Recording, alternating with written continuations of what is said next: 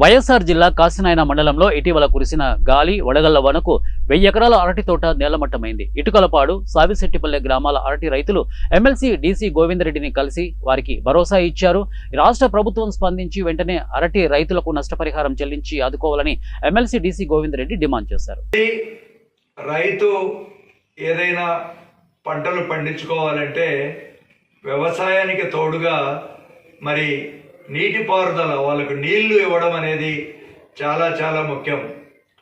మరి ఇక్కడంతా కూడా తెలుగంగ ప్రాజెక్టు ద్వారా ఈ ఏరియాకంతా నీళ్ళు ఇవ్వడానికి మరి కాలువలు తోవడానికి కూడా కుడి ఎడమ కాలువలు కూడా ఆయన పెద్ద ఎత్తున మరి అమౌంట్ ఇచ్చినారు.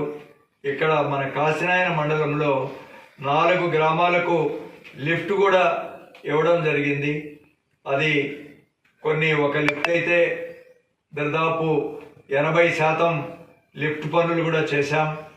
కానీ ఈ ప్రభుత్వం ఆ లిఫ్ట్ ఆ కాంట్రాక్టర్లకు ఆ డబ్బు కూడా ఇవ్వకుండా ఆపు చేసినట్టు ఆపడం వల్ల మరి దానివల్ల కూడా పెద్దగా రైతులు నష్టపోతున్నారు. ఎందుకంటే ఈ పంటలకు, అరటి లాంటి పంటలకు నీళ్లు చాలా అవసరం. కాబట్టి బ్రహ్మసాగర్ నీళ్లు ఈ ప్రాంతంలో దాదాపు 5000 ఎకరాలకు మరి లిఫ్ట్ ద్వారా నీళ్ళు ఇచ్చే